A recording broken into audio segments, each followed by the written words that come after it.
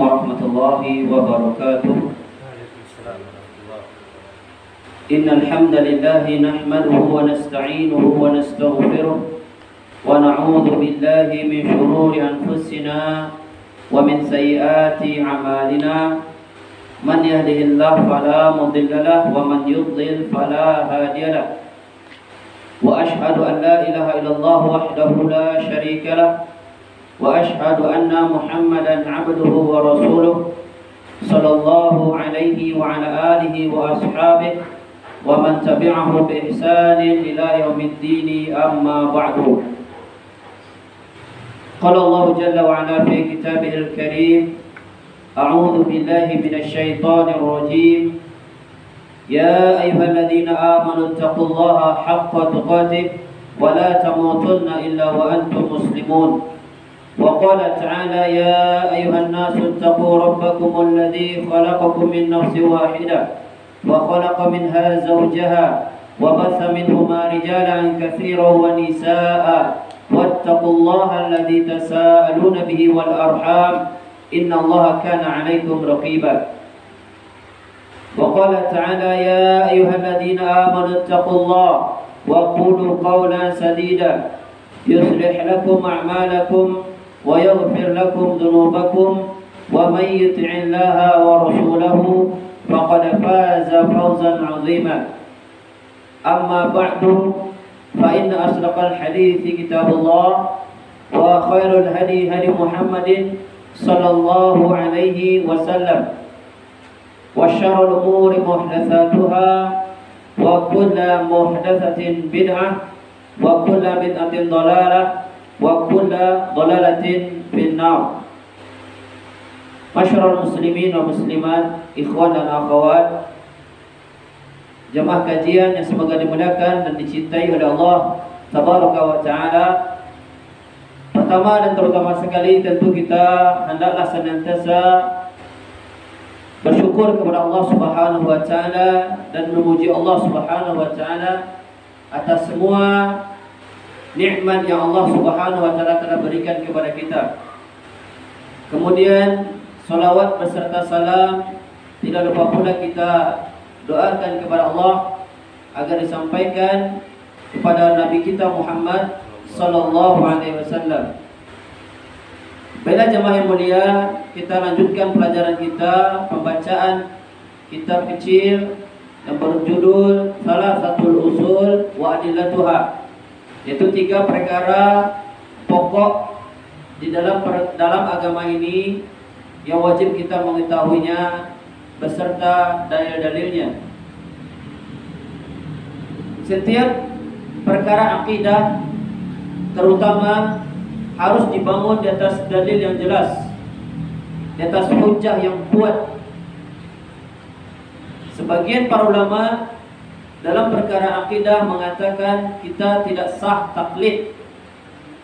Berbeda dalam perkara hukum-hukum fikih, dari perkara cabang di dalam agama. Adapun perkara dasar, maka hakikatnya sebagian ulama mengatakan tidak diterima kita itu taklid. Apa arti taklid? Mengikuti sesuatu atau berbicara terhadap sesuatu tanpa tahu dasarnya, tanpa tahu dalilnya. Ya. Kemudian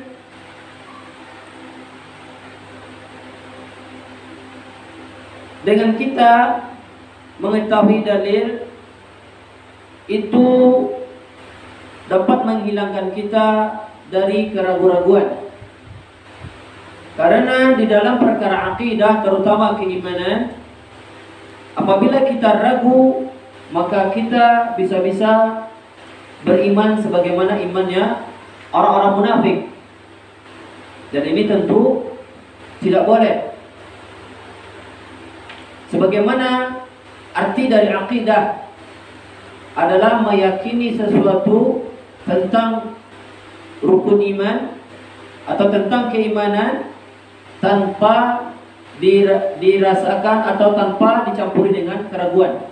Itulah akidah.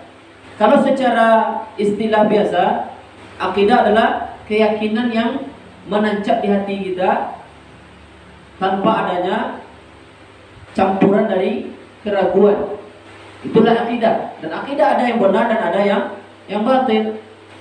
Nah, akidah yang benar adalah kita meyakini kebenaran atau kita meyakini tentang rukun iman, tentang keimanan kepada Allah dan seterusnya.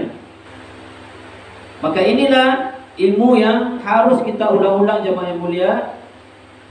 Dan terkait masalah mengetahui dalil, paling tidak kita tahu dasar kita menetapkan suatu keyakinan. Contoh, keyakinan yang kita dituntut untuk meyakini Allah ada di langit. Tahu kita dalilnya. Oh, saya terbayang oleh kita dalilnya, meskipun kita tidak hafal atau tidak bisa mengungkapkannya. Nah, itu yang dimaksud standar minimal dari kita itu mengetahui perkara akidah itu berdasarkan dalil. Ya. Dan terakhir kita sudah sampai pada terakhir apa? Sebelumnya yang terkaitan dengan kitab ini. Masih pada risalah yang pertama. Yang mana di risalah yang pertama ya kita sebutkan intinya adalah 4 kunci sukses di dunia maupun akhirat. Kalau kita ingin sukses dunia dan akhirat atau terhindar dari orang-orang yang merugi baik di dunia dan maupun di akhirat, maka wajib atas kita yang pertama kali adalah berilmu, yaitu berilmu tentang perkara agama. Dan ilmu tentang perkara agama tidak akan lepas dari 3 fondasinya, 3 dasarnya, yaitu ilmu tentang Allah Subhanahu wa taala, yang kedua ilmu tentang Rasulullah sallallahu alaihi wasallam, dan yang ketiga ilmu tentang agama Islam, tentang syariat Islam. Nah, inilah kunci pertama ya bagi kita agar kita bahagia atau beruntung atau sukses dunia dan akhirat. Kemudian yang kedua, setelah kita berilmu, maka kita diwajibkan untuk beramal. Kita amalkan ilmu kita, atau kita beramal berdasarkan ilmu, agar kita betul-betul merealisasikan doa kita setiap rakaatnya di dalam sholat. Kita berdoa di dalam sholat kita pada tiap rakaat, ihdinas siratal mustaqim. Ya Allah, tunjukkanlah aku atau berilah aku hidayah ke jalan yang lurus. Nah, kenapa disebut siratal mustaqim? Dijelaskan para ulama kenapa kita dituntut untuk meminta jalan yang lurus. Yang pertama, jalan yang lurus itu adalah jalan yang selamat, berbeda dengan jalan yang berlika-liku. Biasanya jalan yang lurus adalah berpotensi besar atau bahkan ini akan mendatangkan keselamatan, jalan yang lurus.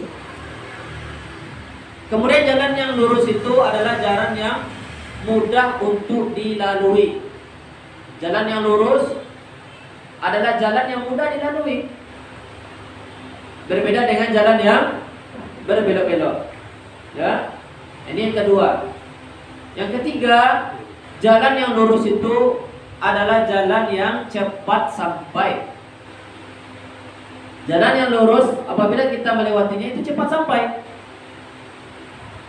Maka inilah 3 kenapa disebut jalan yang lurus adalah jalan yang biasanya lebih selamat.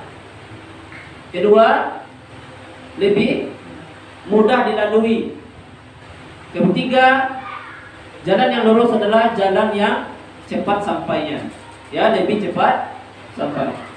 Dan di dalam ayat ini yang dimaksud jalan yang lurus itu adalah manhaj salaf.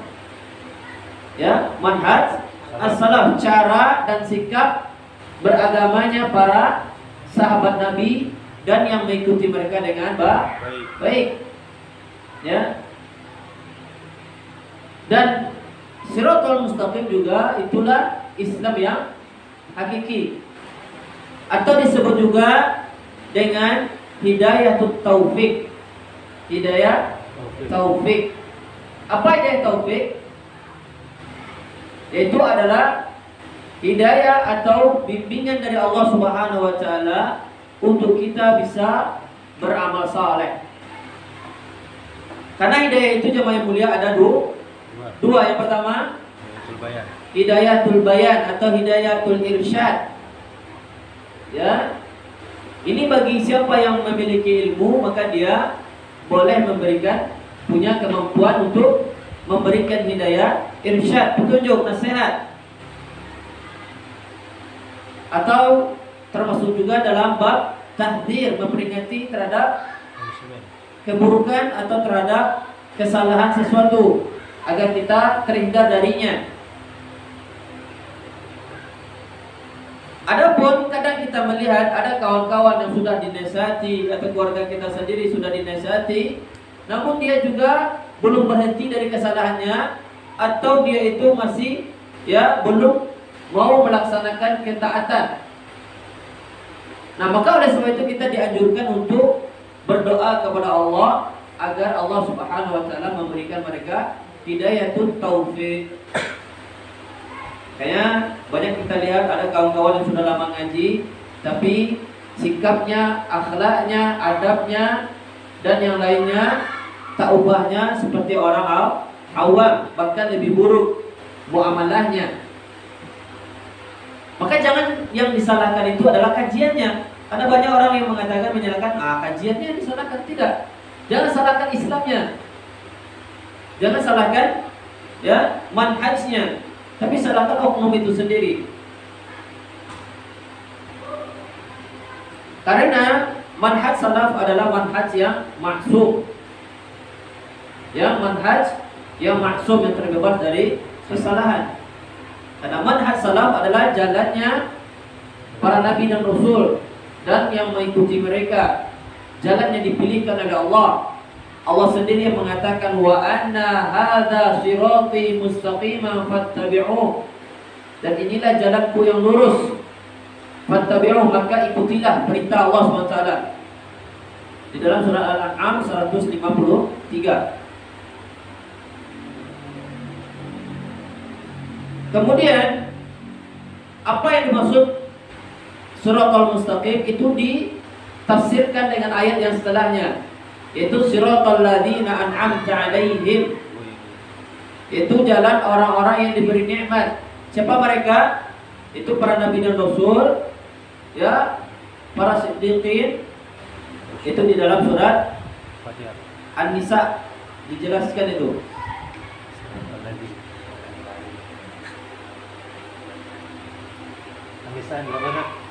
An-Nisa ayat 69. Allah berfirman, "Wa may yuti'illaha war rasula fa ulaika ma'al ladzina an'ama Allahu 'alaihim minan nabiyyin was-siddiqin wasyuhada was-shalihin." Dan barang siapa yang mentaati Allah dan Rasulnya, maka mereka itulah orang-orang yang bersama dengan orang-orang yang diberi nikmat oleh Allah Subhanahu wa taala. Jadi, kalau kita ingin dimasukkan ke dalam golongan orang yang diberi nikmat, maka taatilah Allah dan taatilah Rasulullah. Taati Allah puncaknya adalah tauhidullah. Tauhidkanlah Allah. Dan taat kepada Rasulullah adalah ikuti beliau. Contoh beliau, ittiba. Taat kepada Allah puncaknya adalah ikhlas. Sedangkan taat kepada Rasulullah adalah al-ittiba. Kita betul-betul jadikan Allah satu-satunya yang kita sembah, tujuan kita ibadah. Kemudian kita jadikan Rasulullah SAW satu-satunya yang kita contoh dan ikuti di dalam beribadah. Nah, inilah saripati dari syahadat kita. Asyhadu an la ilaha illallah, ya, pengakuan kita bahwasanya persaksian kita tidak ada ilah atau sesembahan yang hak kecuali Allah Subhanahu wa taala. Artinya adalah kita berikan semua bentuk ibadah hanya kepada Allah saja. Betul-betul hanya saja Allah saja yang kita jadikan tujuan di dalam beribadah. Nah, apa arti ibadah? Apa arti ibadah? Mahwal ibadah? Mahiyal ibadah? Sesuatu yang dicintai oleh Allah. Terus? Baik perbuatan, ucapan. Kurang? Betul? Apa? Mendekatkan diri kepada Allah. Ya banyak. Namun yang lengkapnya apa yang didefinisikan oleh Syekhul Islam Ibnu Taimiyah itu ismun jami'un likulli ma yuhibbullah wa yarda min qaulin aw fi'lin zahiran aw batina. Artinya segala sesuatu yang mencakup apa yang dicintai dan diridhoi Allah. Segala yang mencakup apa yang dicintai dan diridhoi Allah berupa perkataan maupun perbuatan yang nampak maupun yang tersembunyi. Yang mana pada intinya ibadah adalah ketundukan dan pengagungan kepada Allah Subhanahu wa taala. Ketundukan, perendahan diri di hadapan Allah dan mengagungkan Allah setinggi-tingginya. Nah, itulah yang disebut dengan ibadah. Dan ibadah itu ada yang zahir dan ada yang batin. Ibadah zahir untuk salat, nampak. Ya. Sedangkan ibadah batin apa? Ikhlas. Ini paling besarnya. Ikhlas, khusyuk, ya kan? Sebagaimana nanti disebutkan oleh Asy-Syaikh macam-macam ibadah di dalam kitab yang beliau tuliskan ini. Nah, kemudian wasidqin. Siapa sidqin? Orang diberi nikmat yang pertama siapa? Para nabi. Ya. Kemudian yang kedua as-sidqin. Siapa sidqin? Bersabar. Nah, termasuk para sahabat. Ya, tapi maksud sidqin itu siapa? Orang yang membenarkan risalah yang dibawa oleh para nabi dan rasul itu siddiq.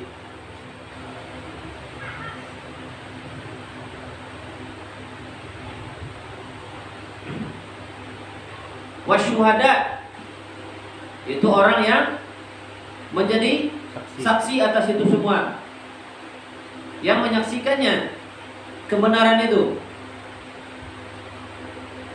Wassalihin, orang yang mengamalkan kebenaran itu. Ya, orang soleh itu adalah orang yang mengamalkan kebenaran. Nah, inilah orang-orang yang disebut di dalam doa kita itu ihdinas siratal mustaqim. Nah, jalan yang ditempuh oleh mereka-mereka ini.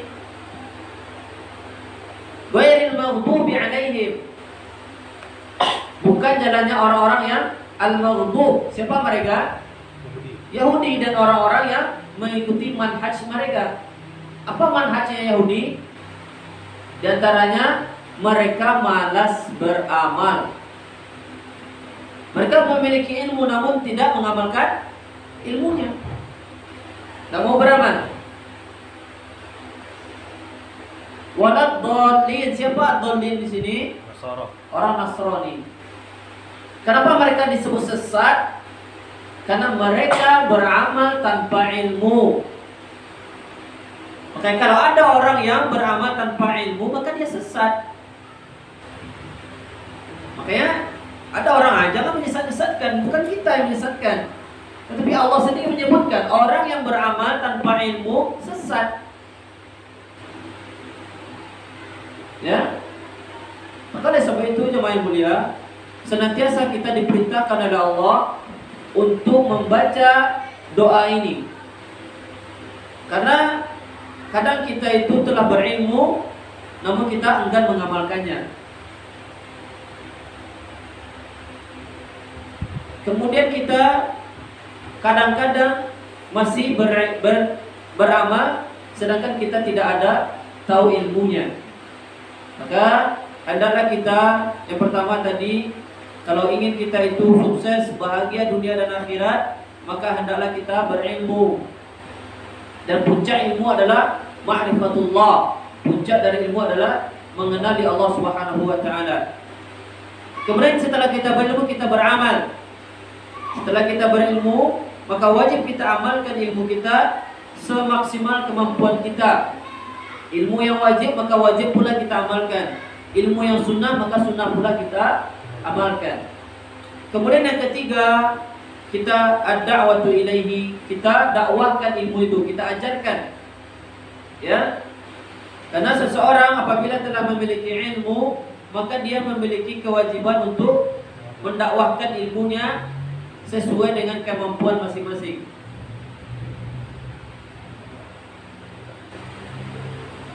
Terutama yang wajib kita dakwahkan adalah orang yang di bawah tanggungan kita nafkahnya. Sebagaimana nafkah itu ada dua, nafkah lahir dan nafkah batin. Nafkah lahir contohnya adalah kita berikan makan dan minum, ya. Kita beri pakaian, ya, beri rumah. Itu termasuk nafkah lahir. Sedangkan nafkah batin apa? Ilmu agama. Nah, tengoklah kebanyakan kaum muslimin yang tidak memperhatikan nafkah batin terhadap keluarganya. Dia sibuk bekerja. Tujuannya apa? Hanya memprioritaskan makan terhadap badannya. Nafkah lahir saja. Maka terjadilah kegersangan. Ada beberapa waktu yang lalu viral, ya, di medsos di daerah Padang Sidimpuan kalau tidak salah. Ada anak-anak sekolah yang mereka itu menendang nenek-nenek di pinggir jalan. Dan tuh ketahui. Nah, ini apanya yang rusak? Ilmu agamanya tidak ada. Makanya untuk memperbaiki umat, memperbaiki generasi ini, ajarkan ilmu agama, prioritaskan itu. Karena itulah peluang agar mereka itu jadi orang baik, sebagaimana Nabi SAW telah bersabda, "Man yuridillahu bihi khairan yufaqihu fiddin." Siapa yang diinginkan kebaikan oleh Allah menjadi orang baik, maka Allah akan pahamkan dia agama. Maka kalau antum ingin jadi orang baik, maka pahamlah, pelajarilah agama ini. Karena kunci kebaikan adalah mengenal agama, berilmu tentang agama ini. Kita dulu senakal-nakalnya, ya kan? Ya, masa-masa dahulu sama orang tua itu hormat, ya kan? Ini anak-anak sekarang subhanallah di video lagi. La haula wala quwwata illa billah. Maka ini marilah kita memanggil kaum muslimin, seorang ayah, seorang ibu, ya, seorang paman, nenek mama, siapa saja, para guru di sekolah, ya, suntikan ilmu agama. Ini cara memperbaiki generasi ini. Ajarkan ilmu agama, dakwahkan. Tugas kita ini, ya, tugas yang besar. Bahkan Allah Subhanahu wa taala mengabadikannya di dalam Al-Qur'an dengan ungkapan apa? Kuntum khairu ummatin ukhrijat lin-nas ta'muruna bil ma'ruf wa tanhauna 'anil munkar wa tu'minuna billahi wal yawmil akhir. Kalian itu sebaik-baik umat, akan menjadi umat terbaik kalau kalian itu senantiasa amar ma'ruf dan nahi munkar. Bukan amar ma'ruf saja.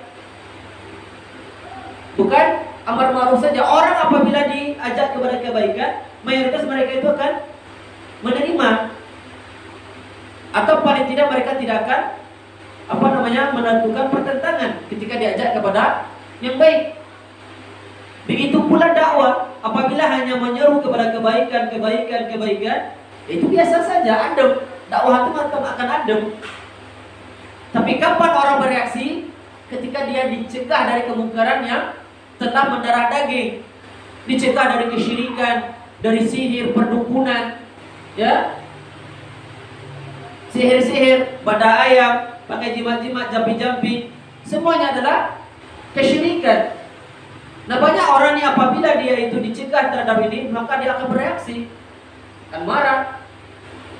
Apabila ada orang yang gemar maulidan, ya, atau acara-acara bid'ah yang lainnya, apabila dia dinasihati, dia akan marah, akan bereaksi. Dan inilah yang dirasakan oleh Nabi kita Muhammad Sallallahu Alaihi Wasallam. Ketika Nabi beramar ma'ruf, ya, mereka menerima. Orang-orang Yahudi, orang-orang kafir Quraisy terdahulu diajak beribadah kepada Allah, mau mereka.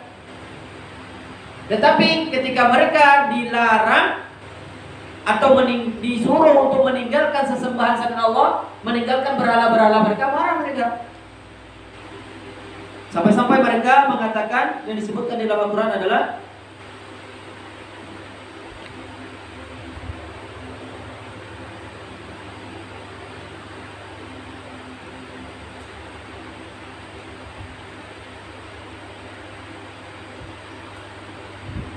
di dalam surat Shad,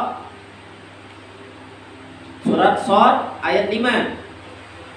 Mereka berkata, aja'alal alihata ilaha wahida. Apakah Muhammad ini ingin menjadikan sesembahan itu satu saja? Inna hadza la syai'un ujab. Sungguh ini aneh ini. Nah, ini udah ucapan siapa? Abu Jahal dahulu, Abu Lahab, dan orang-orang yang bersama mereka. Maka jangan heran untuk saat ini apabila kita dakwah terhadap tauhid, ya, mendakwah kepada tauhid dan memperingati atau tahdzir terhadap kesyirikan, ini dianggap aneh. Dianggap aneh. Sebagaimana Nabi juga dianggap aneh. Ketika Nabi mendakwahkan tauhid, Nabi dianggap aneh. Ini antum hafal ya, pendek suratnya, ayatnya. Surat Shad ayat 5. Ya. Aja'alal alihata ilaha wahida. Apakah Muhammad ini ingin menjadikan sesembahan itu satu saja? Inna hadza, mereka mengata inna itu apa? Harfu taukid, menegaskan sesungguhnya ini la syai'un ujab, benar-benar hal-hal yang aneh ini. Ini Muhammad ini aneh. Masa kita hanya jadikan ilah itu satu saja? Nah, seperti itu jemaah yang mulia. Maka kita wajib mentahdzir, memperingati orang-orang dari kesyirikan, bid'ah dan penyimpangan-penyimpangan manhaj yang lainnya. Dan tahdzir adalah syariat di dalam Islam. Syariat di dalam Islam, kita memperingati orang, ya, dari bahayanya penyimpangan. Atau kita memperingati, ya, seseorang yang keliru dalam ucapan, keliru dalam pemahaman dan seterusnya. Dan ini pengamalan dari sabda Rasulullah SAW, unsur akhaka zaliman au mazlum. Tolonglah saudaramu itu yang berbuat zalim dan yang dizolimi. Tolonglah saudaramu yang berbuat zalim dan yang dizolimi. Sahabat bertanya, ya Rasulullah, kalau menolong orang yang dizolimi, kami paham, benar tidak? Kalau ada kawan kita dizolimi, kita tolong dia. Ini semua orang paham, bahkan sahabat Nabi paham. Kemudian sahabat bertanya, bagaimana menolong saudara kita yang berbuat zalim? Gimana caranya? Nasihati. Cegah dia berbuat zalim, atau memperingati orang jangan mengikuti kezalimannya. Agar apa? Agar jangan dia itu semakin memberatkan dirinya. Contohnya kalau ada ustadz kita yang keliru, ya kan, kita peringati orang, itu biasa. Dan ini tanda cinta kita kepada ustadz kita, guru kita. Kita peringati orang dari ketergelinciran atau kesalahan guru kita itu, agar apa? Agar jangan sampai guru kita itu mendapatkan dosa jariah. Paham? Agar jangan sampai apa? Kesalahannya diikuti oleh orang banyak, sehingga apa? Memberatkan dia nanti, baik di dunia maupun di di akhirat, dosa jariah. Makanya kita peringati orang, ini ustaz ini salah ini, di bab ini dia salah, kita peringati. Dan itu cinta, dan itu tidak akan dimengerti bagi orang yang tidak memiliki cinta. Biasa, ya. Contoh nih, antum dah tahu nih, di dalam dalam air ini ada racun, ya kan? Kemudian anak mau minum, Bismillah. Nah, apakah antum membiarkan atau antum akan peringati anak? Peringati, Ustaz jangan minum Ustaz, itu ada racun Ustaz. Biasa kan? Tapi sekarang apa? Kalau ada orang murid yang menasihati guru, kok malah baper? Biasa ini karena cinta kita peringati, kita aja biasa. Jangan main-main di sana, di situ ada ular. Oh jangan makan di kedai itu, dia mahal. Jangan lewat di sana, itu jalannya berlubang. Oh jangan lewat di sana, jembatannya putus. Biasa kan? Biasa, hal tahzir itu biasa, memperingati. Ya, biasa. Tapi sekarang dimomokkan tahzir itu sesuatu hal yang gimana tuh, yang mengerikan, yang harus dijauhi. Tidak ya Pak. Namun dengan catatan jangan kita itu bunuh. Tahzir itu adalah ya seperti obat. Kita sedang mengobati. Ya, kita harus tahu dulu nih takaran obatnya ini. Kalau dewasa minum kapsulnya berapa? 2 kali sehari.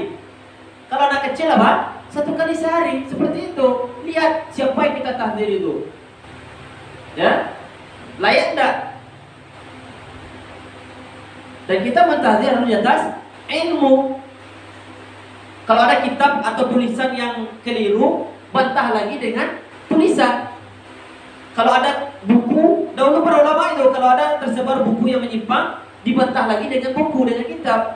Kalau ada ceramah yang menyimpang, diperingati lagi dengan ceramah. Itu biasa di zaman salaf, itu biasa. Makanya antum jangan digiring, ini jangan. Kita tahu yang penting apa? Mentahdir di atas ilmu, di atas hujjah al-bayan. Kaidah mengatakan, ya, yang menuduh harus mendatangkan bukti. Saya ini antum tuduh anak kan, untuk menyimpang. Ketika diminta edukasi, di mana letak penyimpangan saya?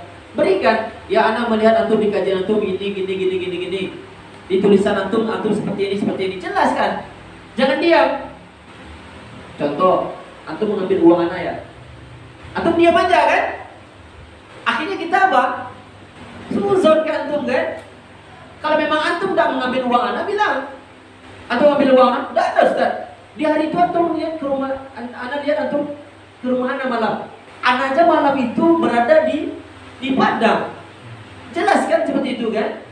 Jangan diam. Nah, yang dituduh kalau memang tidak, tetapkan perbedaan. Biasa. Tapi tidak. Banyak sekarang orang yang mentahdir, tapi ketika diminta keterangan dia bungkam. Namun di balik layar dia memfitnah, menghasut, dan ini bukan cirinya salafus saleh, bukan cirinya salafi, bukan cirinya muslim yang baik. Ya.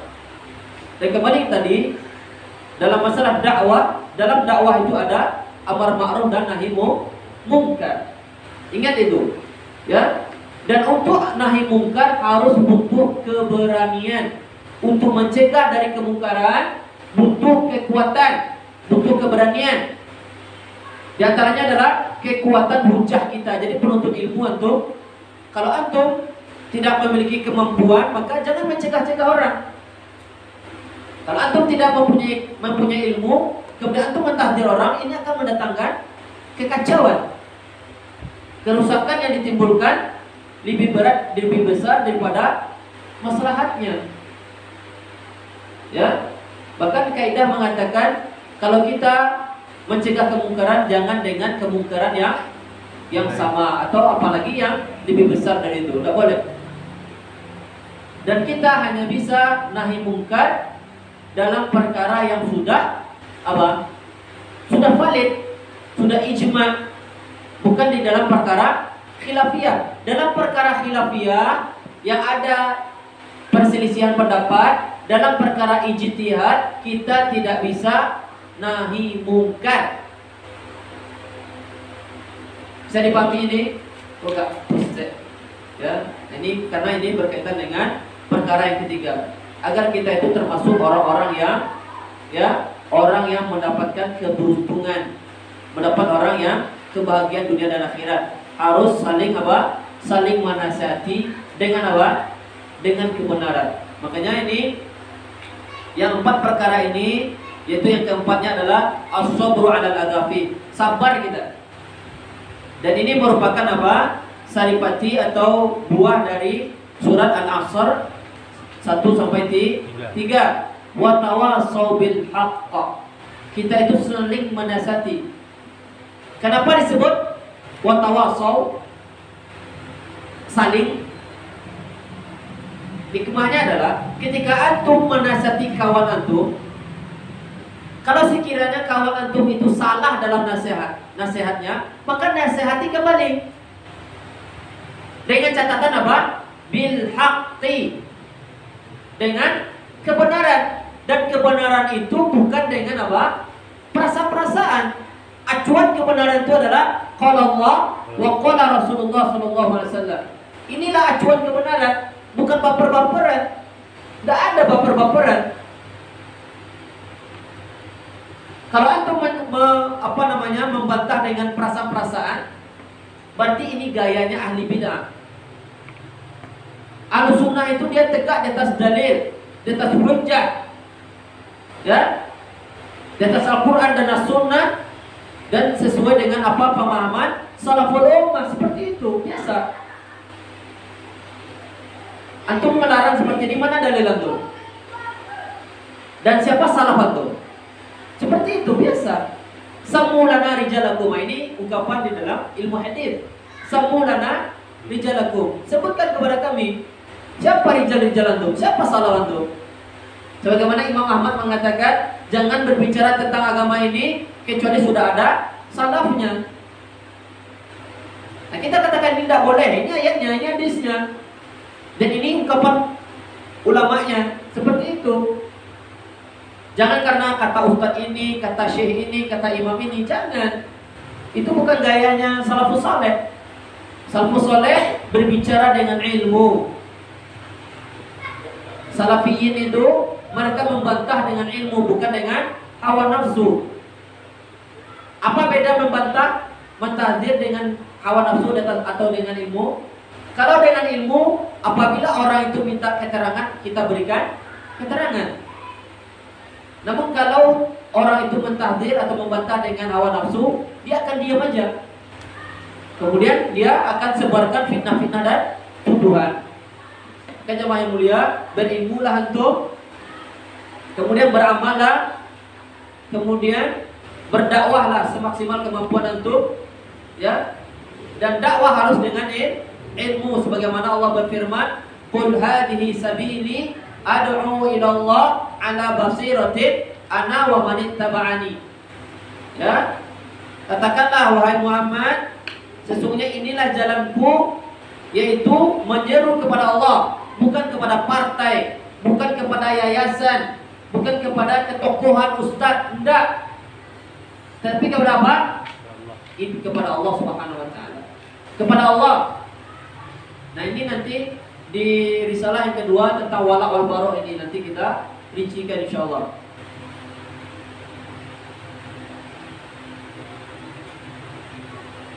Kemudian ingatlah jemaah yang mulia, ketika kita betul-betul memegang sunnah dan betul-betul mentauhidkan Allah, pasti kita akan mendapatkan ujian. Kita akan dicela, dicemooh dan seterusnya. Sebagaimana inilah yang dialami oleh Rasulullah SAW sendiri. Beliau diusir, diboikot, dan itu hal yang biasa. Makanya kita dituntut apa? Wa tawassaw bis sabri. Adalah kita saling menasihati dengan sabar. Kalau sekali dia tidak mendengar, besok ulang lagi. Seperti itu, ya. Dan kita iringi dengan doa. Ya, kita dakwahkan berarti kita memberikan hidayah itu irsyad. Sedangkan kita doakan, kita mohon agar Allah memberikan hidayah taufik. Nah, seperti ini. Dan tentang surat Al-Asr ini, Syekh Muhammad bin Abdul Wahab mengutip perkataannya Al-Imam Asy-Syafi'i. Dan ini bantahan terhadap orang yang menuduh Syekh Muhammad bin Abdul Wahab fanatik madhab. Beliau secara madhab fikihnya Pak, kurikulumnya, madrasahnya adalah Hambali. Madrasahnya bukan apa? Bukan ibadahnya, amaliyahnya tidak. Amaliyah beliau adalah mengikuti manhaj salaf, madhab as-salaf. Ya. Berbeda dengan orang yang belajar fikih madhab sekarang ini. Ya, orang fikih madhab, mereka dalam amaliyah mereka tetap berpatokan kepada madhab. Salah itu. Boleh kita itu belajarnya, kurikulum belajarnya kita memakai madhab tertentu. Contoh di Indonesia madhab Syafi'i. Namun dalam pengamalan buang madhab itu lagi. Kembalikan kepada perkataan madhab as-salaf. Seperti itu. Contohnya ya kunut. Ya, kunut meskipun di dalam mazhab Syafi'i dikatakan sunnah. Tetapi apa? Mazhab salaf tidak. As-salaf itu puncaknya siapa? Sahabat Nabi radhiyallahu anhu ajmain. Sahabat Nabi mengatakan kunut subuh terus-menerus apa? Bid'ah. Ya, yang mengatakan bid'ah siapa? Sahabat Nabi. Dan kaidah mengatakan ucapan sahabat Nabi apabila tidak ada sahabat yang lain mengingkarinya, itu merupakan hujjah di dalam Islam. Kemudian tentang usolli, baca niat, mana dalilnya? Tapi banyak orang mazhab Syafi'i mengamalkannya. Padahal arti niat itu apa? Qasdul qalb, kehendak atau maksud hati, bukan maksud lidah. Maka kembalikan. Dan niat itu amalan hati atau amalan jawarih atau amalan lisan? Amalan hati. Niat adalah amalan hati. Makanya tidak ada kita itu disuruh untuk melafazkan niat, terutama di dalam sholat. Tapi orang yang belajar fikih mazhab, dalam amaliyahnya dia mengikuti mazhab. Maka ini tidak benar. Bahkan Syekhul Islam Ibnu Taimiyah mengatakan, apabila ada orang yang berkeyakinan kebenaran itu berada pada satu mazhab tertentu, maka sungguh dia telah kafir. Ya, ini berbahaya sekali. Makanya kita ingat, silakan belajar secara kurikulumnya, silakan, boleh. Tetapi untuk pengamalan, praktek ibadahnya, tinggalkan mazhab itu lagi. Kembalikan kepada ad-dalil. Kembalikan kepada pendapat yang lebih mencocoki kebenaran seperti itu. Ya, maka ini karena demikian juga menggerak-gerakkan jari. Kawan tuh, sebagai Syafi'iyah mengatakan apa? Ini terlarang, tidak boleh karena bisa membatalkan sholat. Tetapi hadisnya sahih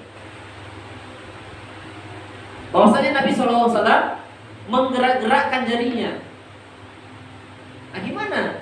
Masa untuk tinggalkan hadis Nabi dengan memilih pendapat imam? Nah, ini maksudnya, ya. Jadi kita harus merincikan, ya. Silakan belajar, bukan terlarang kita belajar, ya, kurikulum fikih tertentu, tidak. Nah, diantaranya ini karena ada orang di luar sana yang menuduh Syekh Muhammad bin Abdul Wahab beliau itu fanatik madhab. Tidak ada. Para ulama Ahlussunnah terbebas dari apa? Fanatik madhab. Contohnya di sini, beliau membawakan pendapatnya siapa? Imam Syafi'i. Membawakan pendapat Imam Syafi'i tentang surat Al-Asr. Apa kata Imam Syafi'i? Lau ma anzalallahu hujjatan ala khalqihi illa hadhihi surah lakafathu. Kalau Allah sekiranya Allah tidak menurunkan surat yang lain kecuali surat Al-Asr ini saja, maka itu sudah cukup. Cukup dari apa? Cukup antum itu sebagai bekal bahagia dunia dan akhirat. Itu maksudnya. Bukan mencukupi dari seluruhan Al-Quran, tidak. Ya, artinya cukup surat ini sebagai hujah bagi antum nanti. Karena mayoritas biasanya antum sudah apa? Dapat surat Al-Asr. Dah ya? Nah, banyak orang sudah hafal. Maka itu sudah berarti sudah sampai hujahnya, dan apalagi dia sudah mempelajari dan seterusnya. Ya. Jadi kalau antum ingin beruntung, udah amalkan surat Al-Asr ini. Kemudian Syekh Muhammad bin Abdul Wahab juga mengutip perkataannya Al-Imam Bukhari rahimahullahu ta'ala.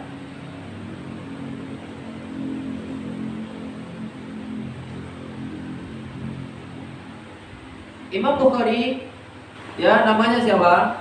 Imam Syafi'i siapa namanya? Muhammad bin Idris al-Qurashi, Quraisy, yang wafat pada tahun 204 Hijriah. Berarti sudah berapa abad? 12 abad. Kurang lebih sudah 12 abad beliau meninggal. Sedangkan Imam Syafi'i, Imam Bukhari namanya siapa?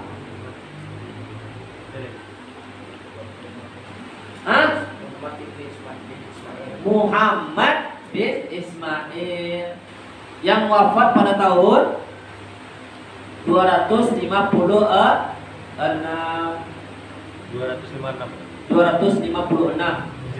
Hijriah. Ya. Nah, Imam Bukhari membuat sebuah bab di dalam kitab beliau, yaitu babun al-ilmu qabla al-qawli wal amali. Berilmu terlebih dahulu sebelum berucap dan beramal.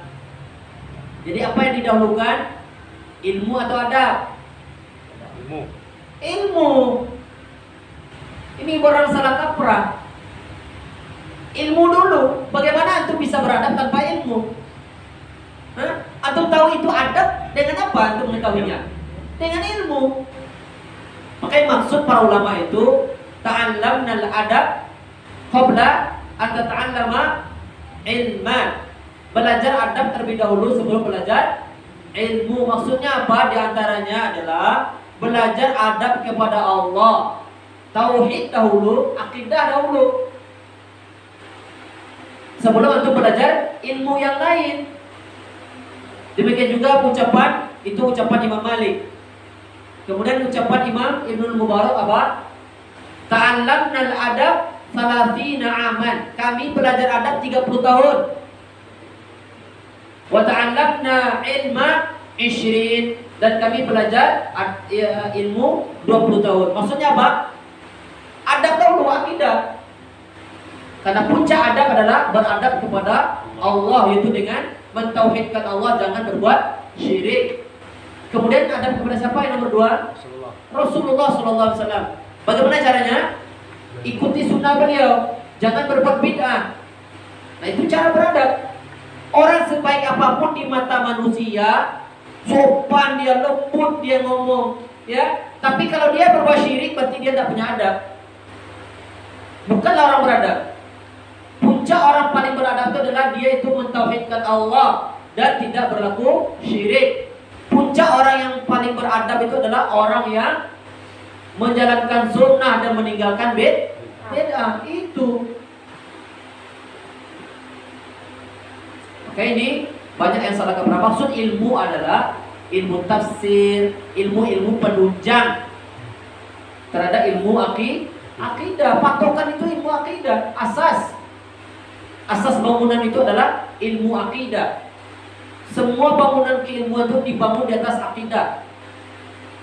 Dan bangunan akidah harus disampul dengan manhaj as-salaf.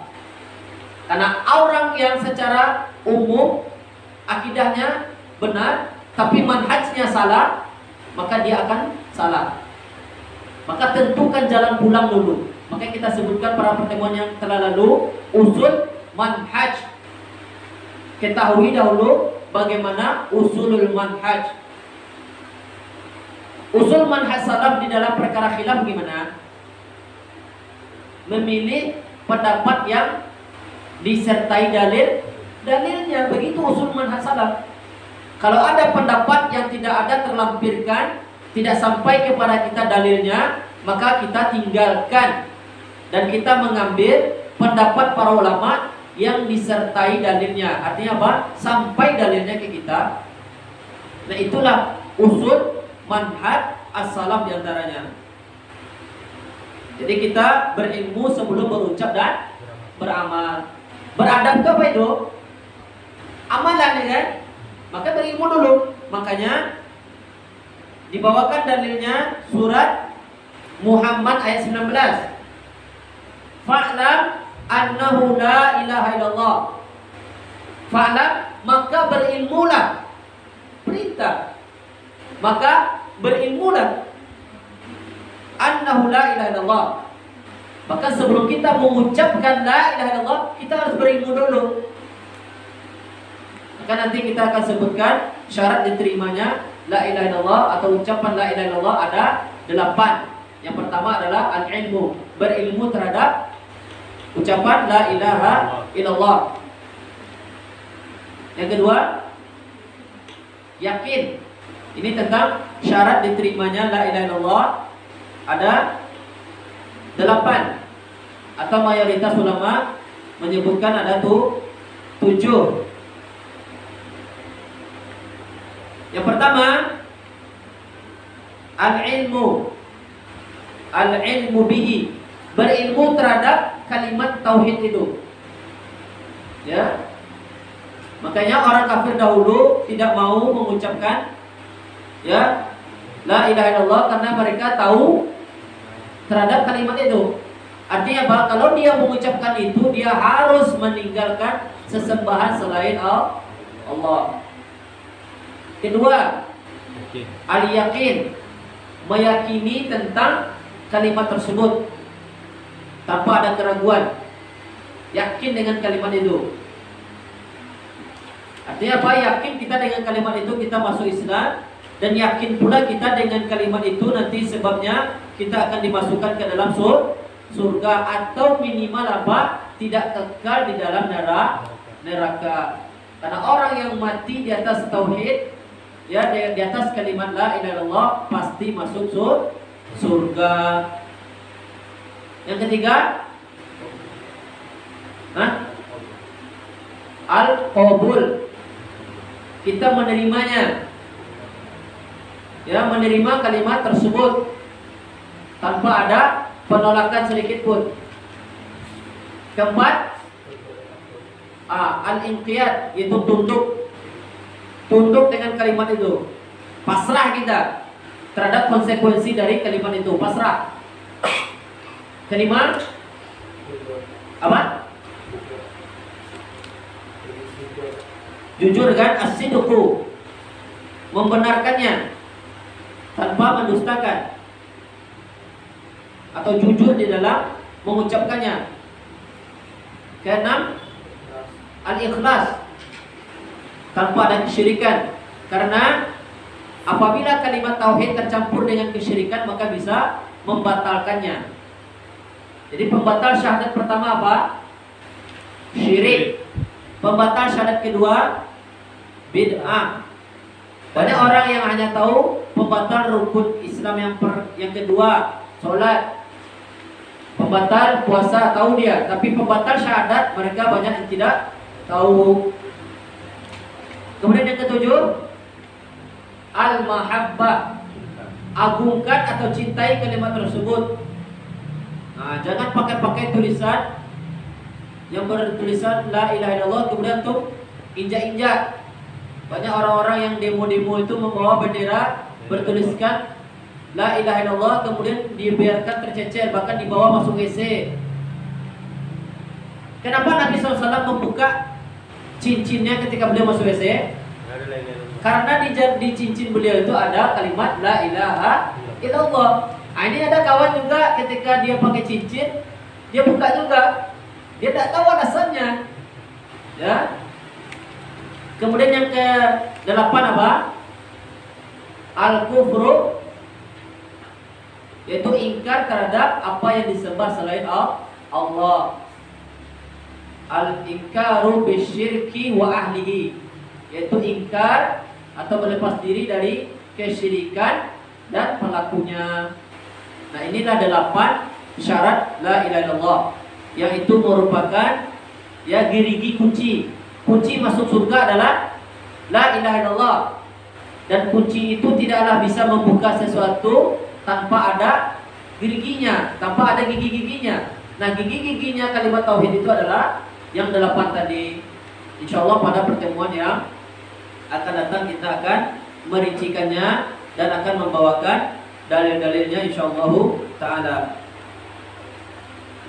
Makanya di sini fabada'a bil ilmi qabla al-qawli wal amali. Allah memulai dengan ilmu sebelum berucap dan beramal. Makanya sekali lagi banyak orang yang salah paham arti dari beradab sebelum ilmu. Ya. Maksudnya bukan ya kita menyampingkan ilmu. Tidak, ilmu ini yang paling utama. Dengan ilmu kita akan bisa beradab yang baik. Kemudian kenapa kita harus berilmu dahulu? Agar kita keluar dari manhajnya orang Nasrani. Dan sebagaimana pula Nabi SAW juga bersabda, man amila amalan laisa alaihi amruna fahuwa raddun. Barang siapa yang beramal yang tidak ada contohnya dari kami, maka amalan itu tertolak. Dan diantaranya yang paling gentol sekarang ini adalah mengkhususkan sedekah Jumat. Itu bid'ah. Karena Nabi tidak pernah mengkhususkan sedekah di hari Jumat. Artinya apa? Di hari Jumat itu saja dia bersedekah. Atau di hari Jumat itu dia gentol-gentol ya menganjurkan orang bersedekah. Di hari lain tidak. Berarti ini ada pengkhususan. Kaidah bid'ah itu adalah apabila kita mengkhususkan tempat atau mengkhususkan waktu tertentu dengan amalan tertentu, maka itulah bid'ah.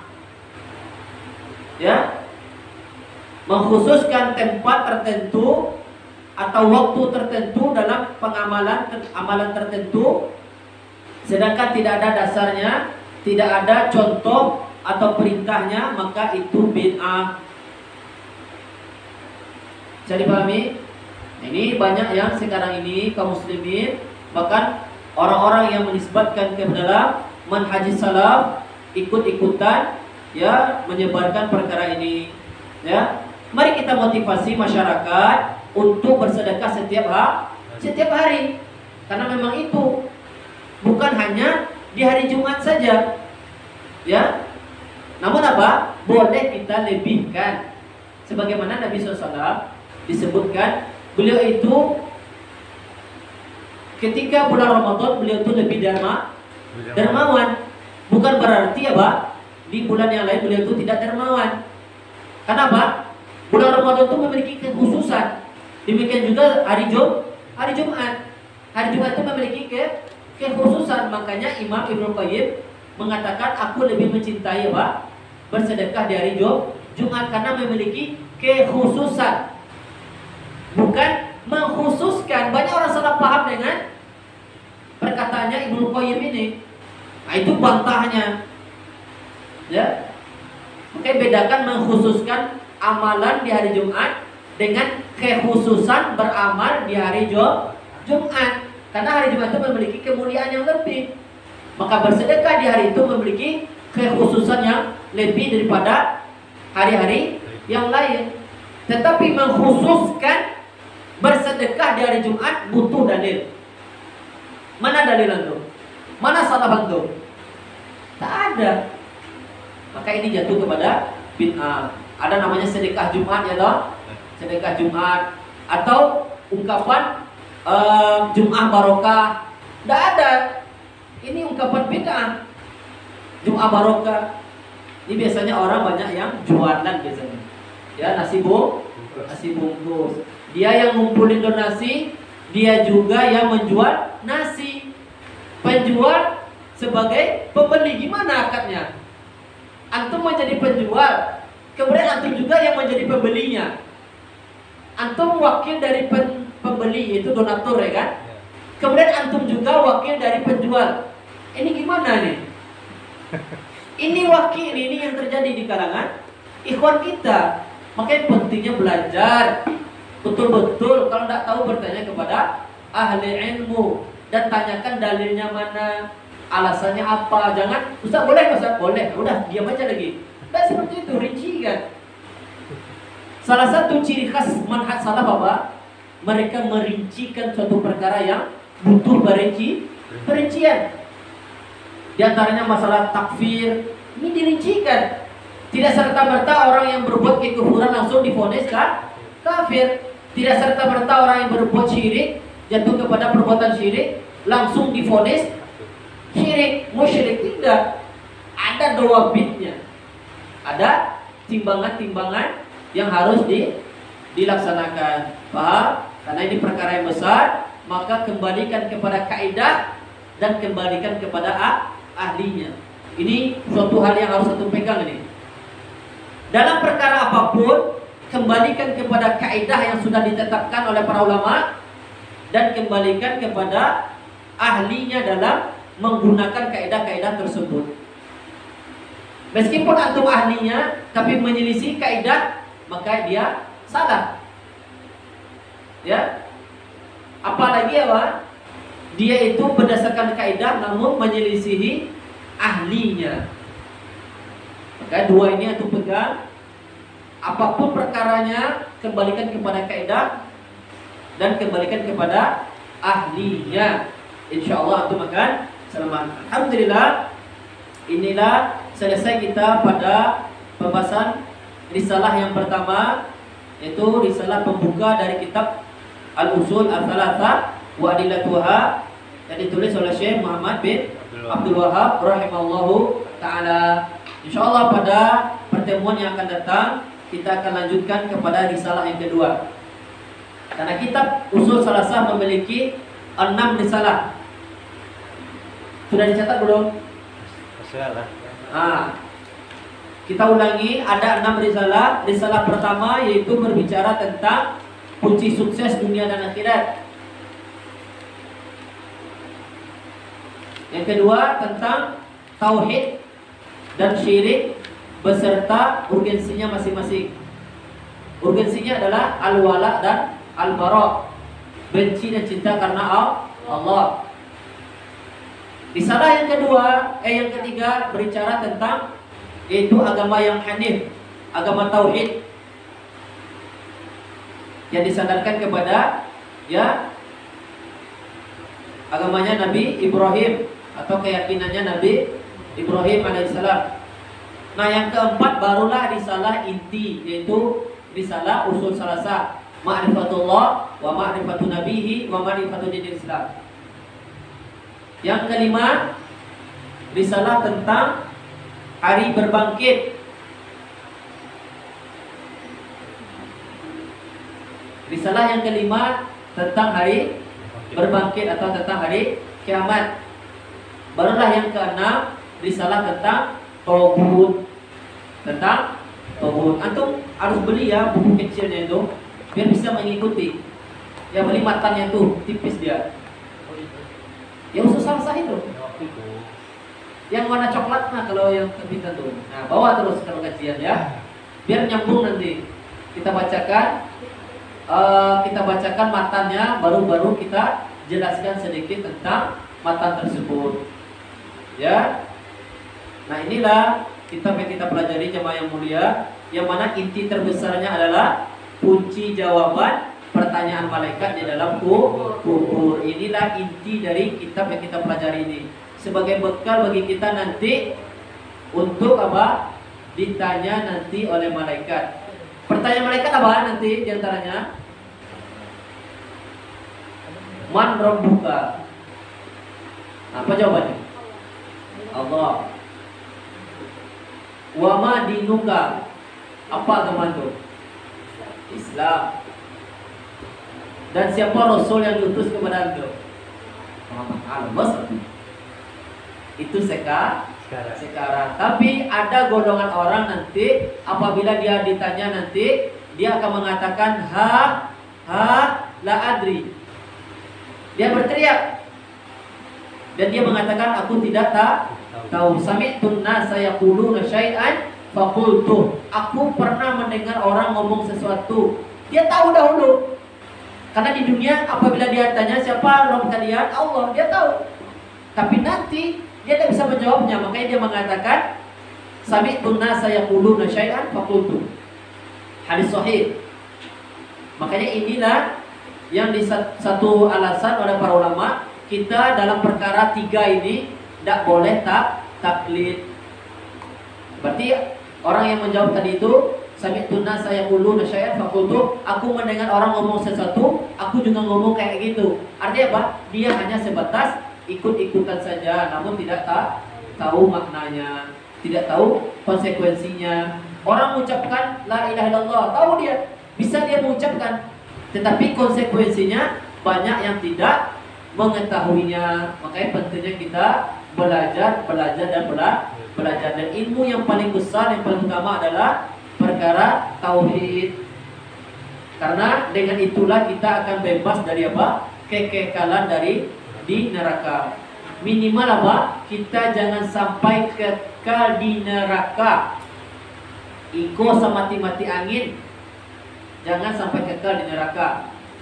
Artinya apa? Jangan mati dengan membawa dosa syirik. Orang yang mati membawa dosa syirik, kholidina, kekal di neraka selama-lamanya. Na'udzubillah min dzalik. Bisa dipahami? Ya. Antum kalau semangat belajar tahsin 10, belajar tauhid harus 100. Ya, jangan semangat belajar tajwid saja. Hujan-hujan datang, semangat. Karena kita diciptakan oleh Allah bukan untuk tahsin. Allah tidak berfirman wa ma khalaqtul jinna wal insa illa litahsin, tidak. Allah mengatakan apa? Wa ma khalaqtul jinna wal insa illa liya'budun, kecuali untuk mentauhidkan Allah. Tapi banyak kawan-kawan sibuk dengan tahsin. Bukan berarti catatan, ya, kadang banyak yang baper ini, diingatkan baper. Bukan berarti belajar tahsin itu tidak baik, butuh kita. Tapi jangan apa? Kita lebih semangat belajar tahsin, kemudian belajar tauhid, sepi. Antum lihatlah banyak orang kajian tauhid sepi ya nih. Buktinya antum nih. Berapa orang kan? Coba kajian tafsir, kajian tauhid, apa yang tahsin ya kan? Oh ramai. Apakah kajian tentang poligami, tentang pernikahan, oh ramai. Tentang muamalah ramai. Tapi begitulah, ya. Kajian tauhid itu memang orang spesial saja. Semoga antum termasuk orang yang spesial tersebut, ya. Maka mungkin ini yang dapat kita sampaikan. Ya, sekali lagi harus lebih semangat belajar tauhid. Karena seseorang itu akan dimatikan dalam kebiasaannya. Ini sebagaimana yang disabdakan oleh Rasulullah SAW. Antum kalau terbiasa mengkaji tauhid, insya Allah berpeluang besar mati dalam keadaan bertauhid. Ya, nah ini yang kita harapkan. Kita harapkan. Barakallahu fikum. Kita tutup dengan doa kafaratul majlis. Subhanakallahumma wa bihamdika asyhadu an la ilaha illa anta astaghfiruka wa atubu ilaik. Wassalamualaikum warahmatullahi wabarakatuh. Waalaikumsalam.